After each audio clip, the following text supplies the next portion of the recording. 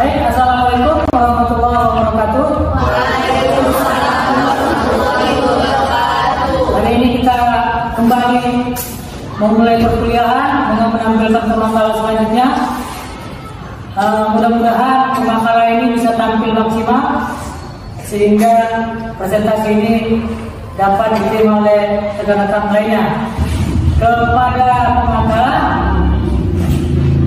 kami persilakan untuk membacakan dan menampilkan makalah minimal 5 maksimal 10 menit. Silakan. Assalamualaikum warahmatullahi wabarakatuh. Waalaikumsalam warahmatullahi wabarakatuh. Alhamdulillah, alhamdulillah, alhamdulillah rabbil alamin. Wassalatu wassalamu ala asrofil anbiya'i wal mursalin wa ala alihi wa sahbihi ajma'in. Amma ba'd. Pertama-tama yang paling utama, marilah kita panjatkan puji syukur kita atas kehadirat Allah Subhanahu wa taala yang mana kita masih diberikan nikmat dan hidayahnya sehingga kita dapat berkumpul di ruangan ini. Tak lupa pula selawat berangkaikan salam marilah kita hadiahkan kepada junjungan kita Nabi besar Muhammad Sallallahu Alaihi Wasallam yang telah membawa kita dari zaman jahiliyah menuju zaman Islamiyah seperti saat ini. Mudah-mudahan kita semua mendapatkan syafaatnya di yaumil akhir nanti. Amin ya rabbal alamin. Sebelumnya, silakan saya Amelia Nurma sebagai moderator yang akan memoderasi presentasi dari kelompok 8. Untuk mempersingkat waktu, marilah kita saksikan presentasi dari kelompok 8. Kepada kelompok 8 kami persilakan. Baik, saya di sini akan mempresentasikan hasil kerja kelompok kami. Ya, saya sebagai pemateri utama akan menyampaikan bagaimana Pancasila sebagai sistem filsafat. Pancasila sebagai sistem filsafat secara etimologis, istilah filsafat berasal dari bahasa Yunani atau philein yang artinya cinta dan sophos yang artinya hikmah atau kebijaksanaan. Dalam pengertian lain dijelaskan bahwa kata filsafat berasal dari bahasa Yunani philosophia. Sementara itu filosofia dapat diartikan teman dan sahabat, sedangkan sophos berarti kebijakan atau kearifan. Pengertian dari sistem itu sendiri adalah bagian-bagian yang saling berkaitan satu sama lain, saling menjangkau untuk mencapai tujuan yang sama. Pancasila juga hakikatnya merupakan suatu sistem pengetahuan pedoman dasar hidup bangsa yang mengandung realitas dan alam semesta, manusia, masyarakat, bangsa, negara, serta dijadikan sebagai dasar dari masalah itu sendiri, masalah bagi manusia. Pancasila sebagai sistem filsafat kemudian menjelma sebagai suatu ideologi bangsa yang dijadikan pedoman hidup bagi bangsa manusia untuk kehidupan bangsa bernegara, berbangsa dalam negara lain sebagai sebuah sistem ideologi bangsa Wibisono. Menjelaskan Pancasila memiliki 3 unsur pokok di dalamnya, yaitu rasionalitas, penghayatannya, kesusilaannya. Serta menurut pendapat Thailand, Pancasila sebagai suatu filsafat serta ideologi, maka Pancasila harus memiliki unsur rasionalitas yang paling utama. Kedudukannya adalah sebagai suatu sistem pengetahuan. Pancasila merupakan dasar falsafah negara Republik Indonesia yang tercantum dalam alinea keempat pembukaan Undang-Undang Dasar 1945. Sebagai dasar negara, Pancasila dijadikan pedoman untuk penyelenggaraan negara dan kehidupan bangsa Indonesia. Selain sebagai dasar negara, Pancasila juga sebagai sumber dari segala sumber hukum. Sebagai pandangan hidup bangsa Indonesia, juga Pancasila sebagai ruh atau jiwa bangsa. Pancasila sebagai sistem filsafat, di mana nilai-nilai Pancasila tergantung dalamnya adalah hasil dari pemikiran-pemikiran para pejuang kemerdekaan bangsa kita terdahulu.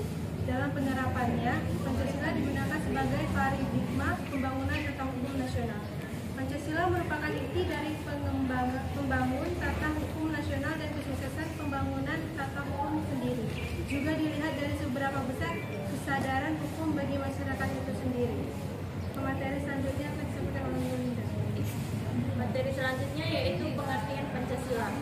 Pancasila adalah dasar negara dan pandangan hidup bangsa Indonesia. Sebagai dasar negara, Pancasila dijadikan sebagai dasar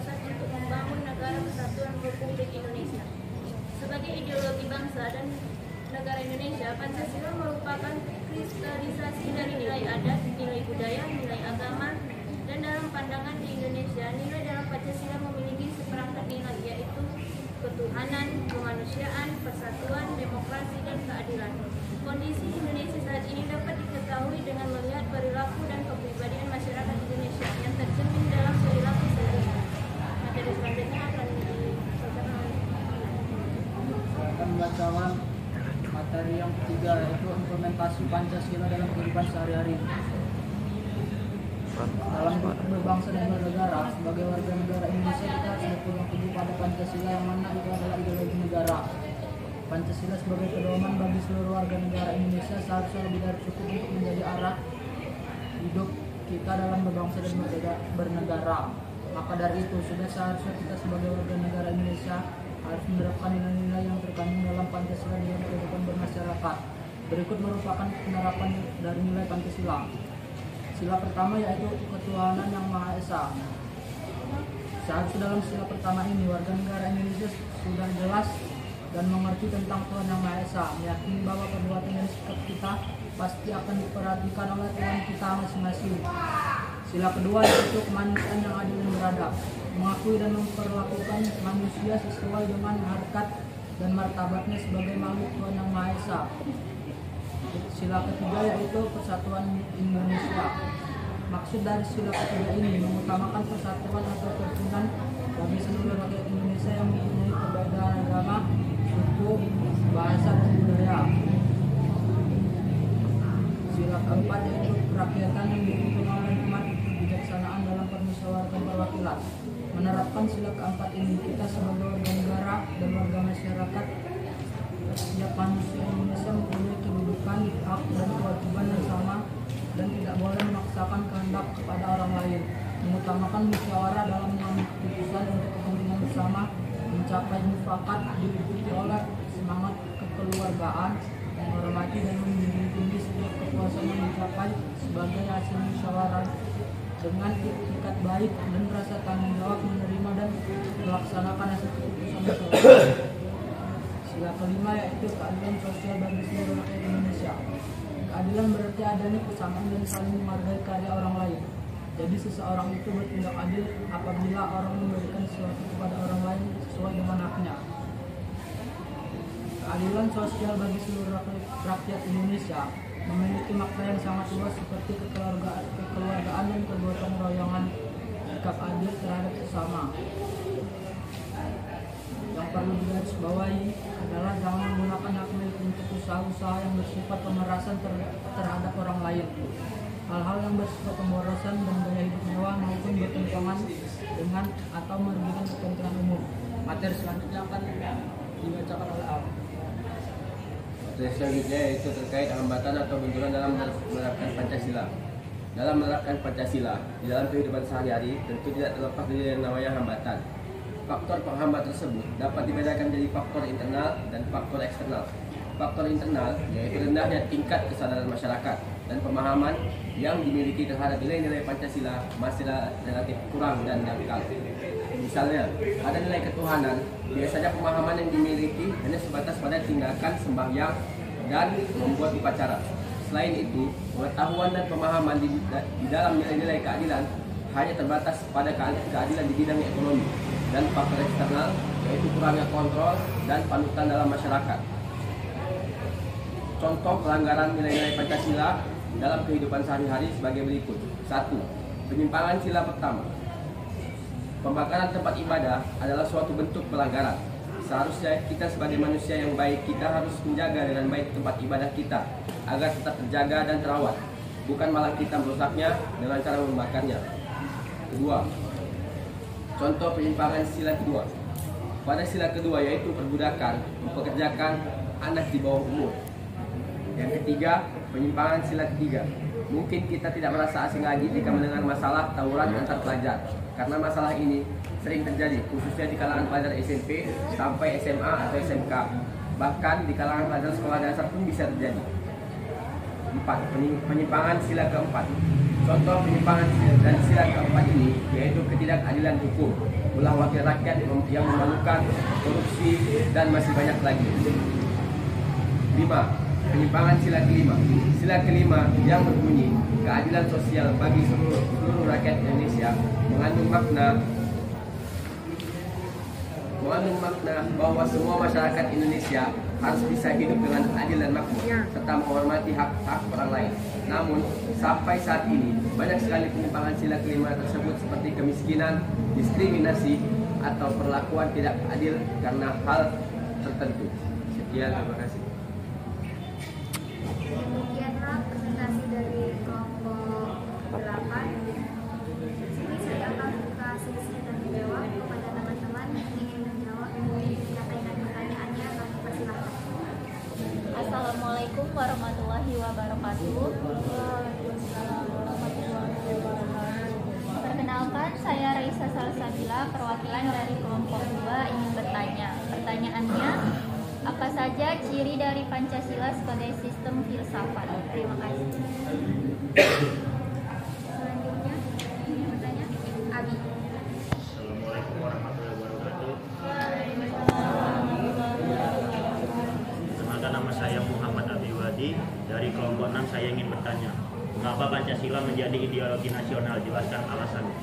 Perkenalkan, nama saya Syahrul Ramadan Nasubuan. Saya ingin bertanya, kenapa harus Pancasila yang dipilih sebagai dasar negara Indonesia?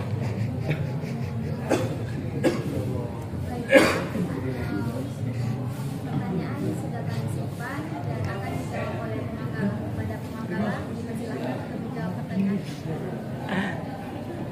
Baik, saya akan menjawab pertanyaan dari Raisa. Pertanyaan tadi, apa saja ciri dari Pancasila sebagai sistem filsafat? Sistem filsafat Pancasila memiliki kriteria dan sifat-sifat universal dan memiliki ciri khas nasional, diantaranya sistematis, fundamental, universal, integral, dan radikal. Mencari kebenaran yang hakiki dan yang lain, filsafat yang monoteis dan religius yang mempercayai adanya sumber kemestaan yang yaitu Tuhan yang Maha. Baiklah, saya akan menjawab pertanyaan dari Abi, yaitu mengapa Pancasila menjadi ideologi nasional. Jelaskan alasannya. Yaitu Pancasila sebagai ideologi nasional dikarenakan nilai-nilai yang terkandung dalam ideologi Pancasila menjadi cita-cita normatif dalam penyelenggaraan kehidupan berbangsa dan bernegara. Pada awalnya, ideologi Pancasila lahir karena keinginan masyarakat Indonesia untuk menempuh kemerdekaan. Namun kemerdekaan itu tidak hanya diraih tapi juga wajib dipertahankan. Maka dari itu, pemuat ideologi Pancasila dilanjutkan dengan keinginan untuk mewujudkan kehidupan yang berketuhanan, yang berkemanusiaan, yang berpersatuan, dan yang berkerakyatan dan berkeadilan. Saya menjawab pertanyaan dari Syaril. Mengapa harus Pancasila dipilih sebagai dasar negara Indonesia? Salah satu alasan Pancasila dipilih menjadi dasar negara Indonesia karena berasal dari nilai-nilai luhur budaya bangsa dan sesuai dengan jiwa bangsa Indonesia. Pancasila sebagai dasar negara bukan hanya registrasi kepribadian sendiri, tapi juga pemberi arah bagi masa depan bangsa. Demikianlah presentasi dari kelompok 8. Apabila masih ada kekurangan